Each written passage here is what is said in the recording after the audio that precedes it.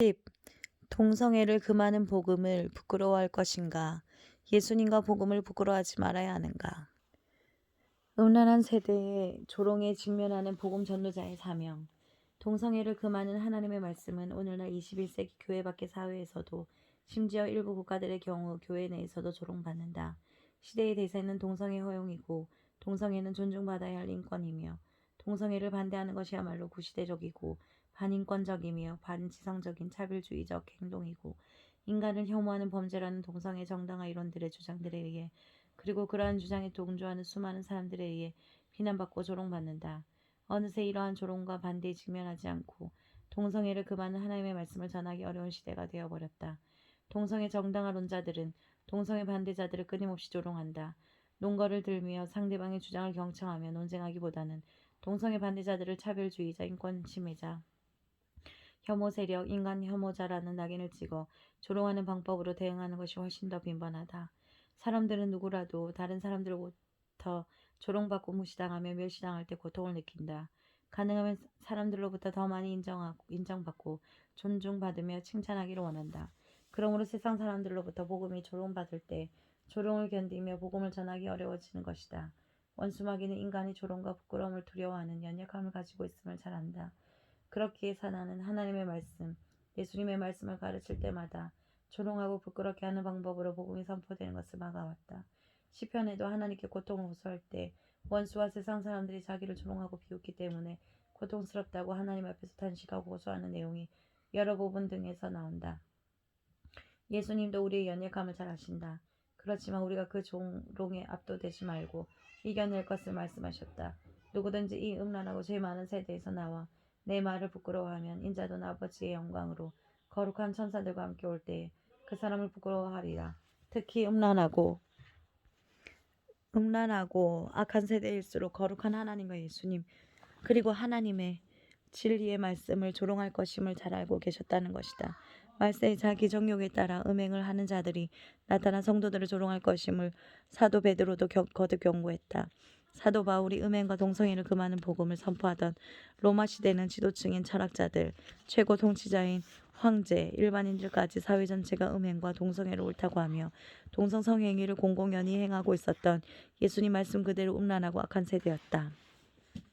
음행을 금지하고 동성애를 금지하는 하나님의 말씀을 선포하고 가르치면 일반인들뿐만 아니라 사회 지도층이나 국가 통치자들까지 나서서 하나님과 예수님 그리고 음행과 동성애를 금하는 복음을 크게 조롱했던 시대였다. 동성애에 대한 비판은 가장 많은 분량으로 할애하며 죄라고 언급하는 로마서의 복음은 이렇게 시작한다. 내가 복음을 부끄러워하지 아니하노니 거룩한 말씀을 담은 로마서의 시작을 사도가 세상의 조롱에도 불구하고 복음을 부끄러워하지 않는다는 단호한 고백으로 해야 할 정도로 그 시대의 복음 조롱은 심각했다. 그로부터 2000년이 흐른 오늘날 교회 내외에 엄청난 세력으로 성장한 동성애 정당론자들이 동성애를 금하는 복음에 대해 무서울 정도의 조롱과 비웃음을 가한다. 그렇다 하더라도 심지어 동성애 반대 금지법을 제정해 세상 법으로 처벌을 협박하더라도 예수님과 사도들의 가르침을 따르는 21세기 전 세계 교회들은 복음에 대한 조롱과 협박에 굴하지 않고 내가 복음을 부끄러워하지 아니하노니라고 고백한 사도 바울의 고백을 전 세계 경건하고 신실한 성도들이 동일하게 해야 할 고백으로 받아들여야 할 것이다. 그리하여 동성애를 금하는 복음을 지키고 선포하기 위한 각종 교육, 집회, 서명 등에 적극 참여해서 기도하고 선포하고 논쟁하고 가르치며 또 필요하면 헌신과 재정적인 지원도 아끼지 말아야 할 것이다. 음행과 동성애에 대한 거짓과 진리의 전쟁에서 예수님과 함께 승리하는 방법. 인간의 조상 아담과 하와는 진리인 하나님의 말씀과 거짓인 뱀의 말이 대결할 때 하나님의 말씀 편에 서지 아니하고 자신들의 욕심과 자신들의 어리석은 판단에 의지한 까닭에 사단인 뱀의 거짓말에 미혹되었다. 그 이후 이 땅의 인간들은 사단의 거짓말과 이에 속은 그 세상의 거짓말에 계속해서 미혹되어 왔다. 하나님께서는 거짓에 미혹되어 죄악 중에 죽어갈 하나님의 백성을 내버려 두지 않으시고 긍휼히 여기셔서 거짓된 세상의 단합을 감수하며 끊임없이 하나님의 사람들을 보내어 진리이신 하나님의 말씀을 가르치고 악의 길을 떠나지 않을 때 이 말 하나님의 엄중한 심판을 경고하게 하셨다. 이 어두운 땅 위에 드디어 약속하신 예수 그리스도가 진리의 빛으로 오셔서 사단의 거짓말 미혹에 대하여 기록된 하나님의 말씀으로 모든 거짓말의 미혹을 이겨내셨다.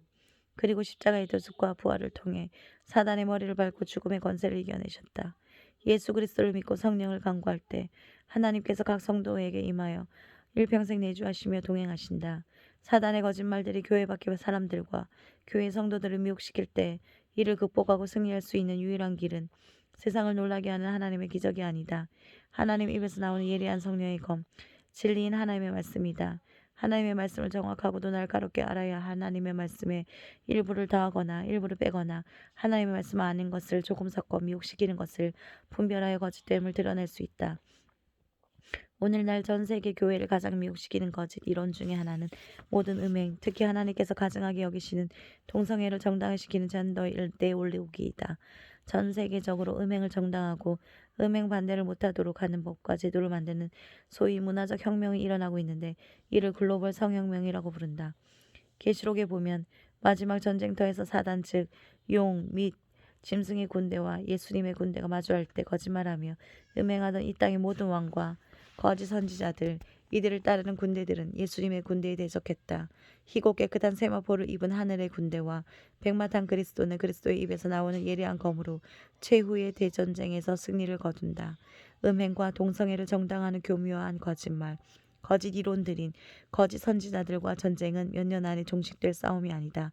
이 땅에서 지금까지 2000년 이상 계속되었지만 예수님이 다시 오실 그때까지 앞으로도 수십 년, 수백 년 아니면 그 이상의 기간 동안 계속될 수밖에 없는 전쟁이다. 이 음란하고 악한 세대에서 예수님께서 다시 오실 그때까지 동성애에 대한 하나님의 말씀, 예리한 성령의 검인 하나님의 말씀을 믿음으로 받아들여 무장해야 한다. 진리인 하나님의 말씀으로 무장한 교회는 미혹되지도 분열되지도 않는다. 믿음으로 무장한 날카로운 성령의 검은 예수님처럼 입술을 열어 외부로 내보내야 한다.